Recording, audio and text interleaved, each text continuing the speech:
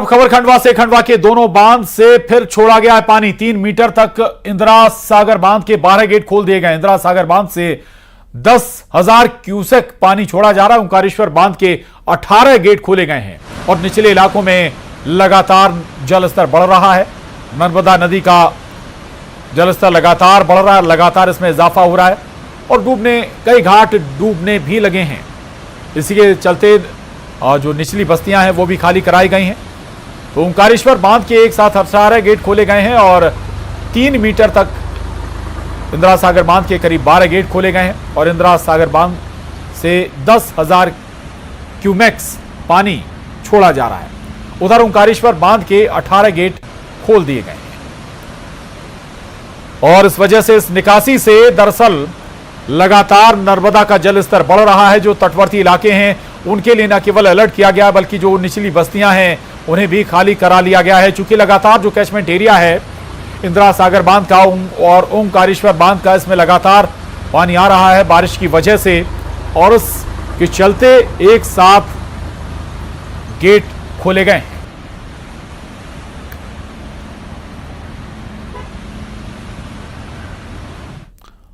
तो खरगोन में ओंकारेश्वर बांध के 18 और इंदिरा सागर बांध के 12 गेट खुलने के बाद प्रशासन ने अलर्ट जारी कर दिया है। बड़वा, सनावद, मंडलेश्वर और महेश्वर क्षेत्र में नर्मदा किनारे गांव में प्रशासन ने अलर्ट जारी किया है। दरअसल ओंकारेश्वर बांध से पानी छोड़े जाने के बाद नर्मदा का जलस्तर लगातार बढ़ रहा है, जिसे लेकर प्रशासन ने निचले इलाकों में अलर्ट जारी किया है।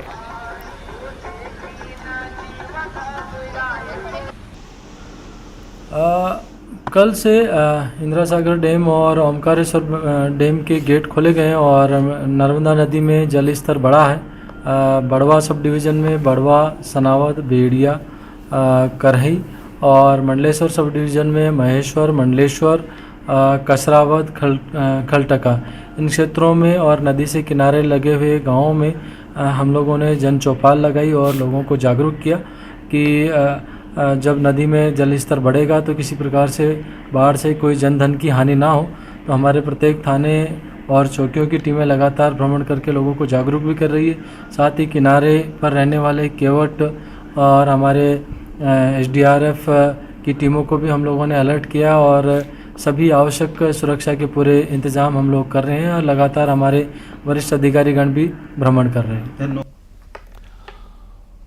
और इधर बैतूल के सतपुड़ा डैम के 5 गेट खोल दिए गए। 5 गेट, जहां पांचों गेट 2-2 फीट तक खोले गए हैं। 2 दिन की राहत के बाद फिर हुई बारिश के बाद जलस्तर बढ़ने से पारसडोह डैम का एक गेट भी खोला गया है।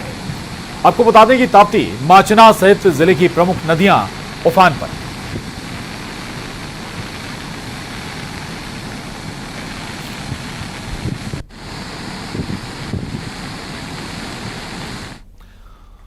भिंड में पहले तो भारी बारिश हुई और अब मुसीबत भारी आई है। चंबल नदी का जलस्तर एक बार फिर खतरे के निशान के पार पहुंच गया है।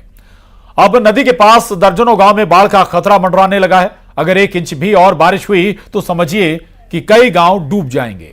उधर कोटा बैराज के गेट खुलने के बाद नदी में उफान है। प्रशासन ने ग्रामीणों के लिए अलर्ट जारी किया है, जिसके मुताबिक कभी भी ग्रामीणों को गांव खाली करना पड़ सकता है।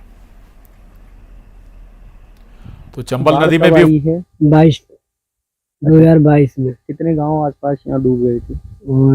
5-6 गाँव डूब गए थे। 5-6 गांव। अच्छा, इस बार फिर क्या लग रहा है, बाढ़ आने की संभावना लग रही है? देखो, हो सकता है, ला सकती है। कोई प्रशासन वगैरह की ओर से मुनादी वगैरह कराई है? कुछ कहा गया अभी? कोई आया? हाँ, आया था। कौन आया था? वो थाने वाले आए थे परसों 6 तारीख को। बाढ़ की स्थिति को देखते हुए अभी कुछ दिनों पहले SDM साहब और SDOP साहब और सभी थाना प्रभारी और यहाँ के जो अटेल के जो अधिकारी हैं, तहसीलदार, हम सभी लोगों ने जल भराव के संबंध में मीटिंग की है। इसमें पैराकों की सूची बनाई गई है, पुलिस की जो मददगार है उनकी भी सूची। और बात ग्वालियर की, जहां जिले में कुल 1480 सरकारी स्कूल हैं और इनमें से 250 शासकीय स्कूल की बिल्डिंग जर्जर हो चुकी हैं। 50 स्कूल की बिल्डिंग खतरनाक स्थिति में है। हमारे सहयोगी ने ग्वालियर के जीवाजी राव स्कूल की बिल्डिंग का जायजा लिया, जो अंतिम सांसें गिन रही है।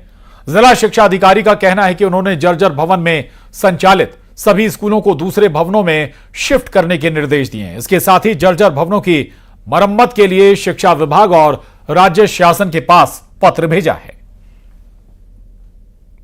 शासन ने, जिला प्रशासन ने और हमारा स्कूल शिक्षा विभाग का जो प्रशासन है, हम लोग सभी लोग इस बात को नीचे तक पहुंचाए हैं और आपके भी माध्यम से पुनः समस्त प्रधानाध्यापकों और प्राचार्यों से अनुरोध है कि वो किसी भी स्थिति में असुरक्षित भवन में कक्षाएं नहीं लगाएं, वैकल्पिक स्थान पर कक्षाएं लगाएं।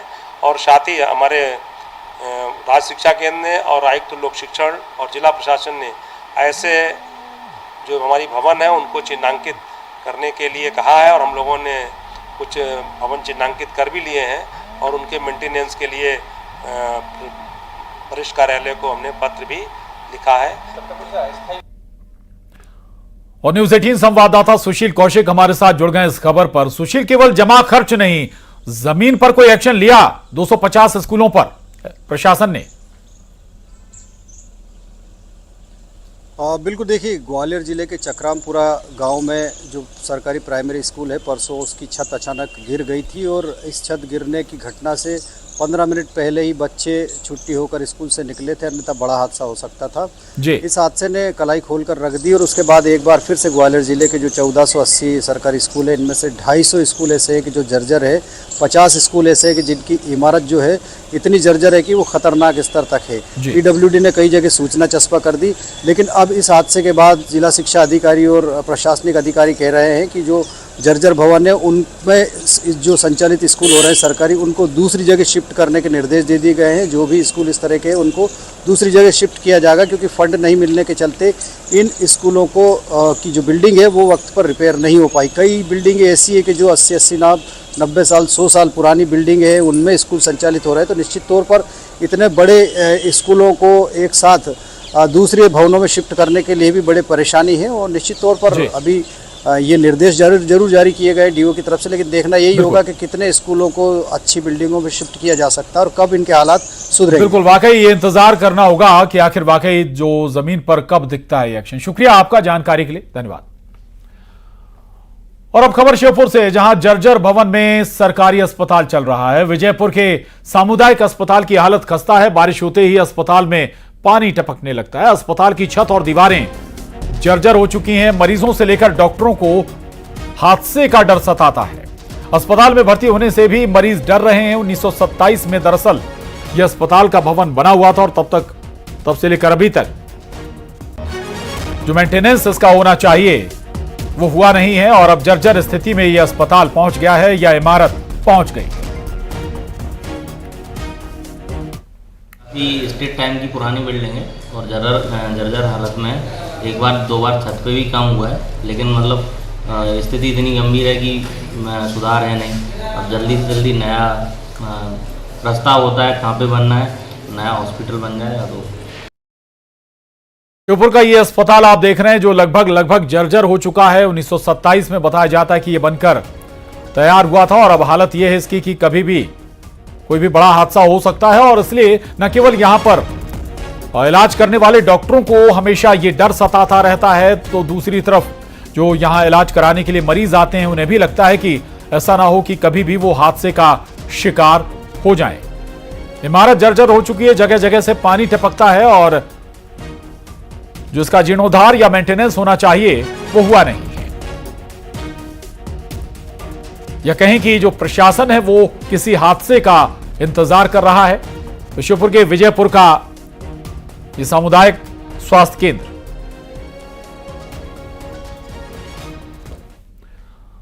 और इसके साथ ही बुलेटिन में बस इतना ही। आप बने रहिए न्यूज 18 मध्य प्रदेश छत्तीसगढ़ के साथ।